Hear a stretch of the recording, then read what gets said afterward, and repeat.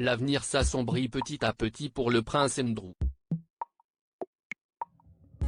Une source proche du duc d'York a raconté à The Sun que le père des princesses Eugénie et Béatrice vivait très mal le fait de ne pas avoir eu sa part du gâteau au moment où Elisabeth II est morte. Depuis son implication dans le scandale Jeffrey Epstein, le prince Andrew fait tache dans le décor. Destitué de ses titres et de ses fonctions officielles, l'ancien mari de Sarah Ferguson n'est plus que l'ombre de lui-même. La mine triste et le visage déconfit, le prince a décidé de se réfugier dans son manoir sur le domaine de Windsor. Sauf que, d'après le Daily Mail, le père de Béatrice et Eugénie n'aurait plus les moyens d'entretenir la demeure de 30 pièces. Charles III souhaiterait donc que son petit frère récupère Frogmore Cottage. Selon les informations du Mirror, Andrew aurait affirmé à son frère avoir les moyens de rester dans son manoir, entre l'héritage laissé par leur mère Elisabeth II et les revenus d'une série de livres écrits par son ex-femme Sarah Ferguson dont il touche des droits. Cependant, la réalité semble bien différente. D'après plusieurs proches du prince Andrew, ce dernier ne compte aller nulle part et il restera campé sur ses positions. Ce dimanche 12 mars, The Sun révèle que la situation du fils de la reine serait plus précaire que prévu.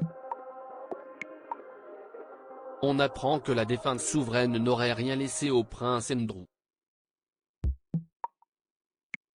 Prince Andrew sans le sou, il contre-attaque accusé de viol et agression sexuelle par Virginia Giuffre, le prince Andrew se retrouve mis à l'écart de la famille royale. Sa situation financière, quant à elle, serait loin d'être au beau fixe. Alors que la presse britannique annonçait que sa mère Elisabeth II, lui avait assuré une rente de plus de 280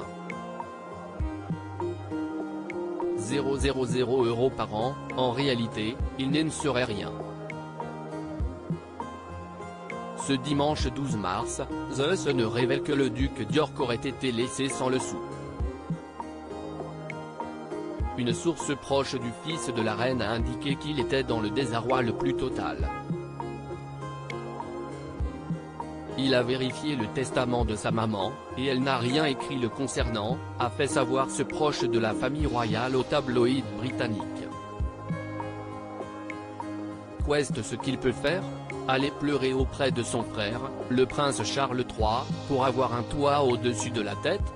S'interroge cette même personne. Si l'épouse du prince Philippe s'était montrée généreuse envers tous ses enfants au moment de rendre son dernier souffle, en réalité, elle n'aurait rien légué au prince Andrew. Charles III volera-t-il finalement au secours de son frère ou va-t-il l'abandonner comme le reste de la famille royale? Affaire à suivre.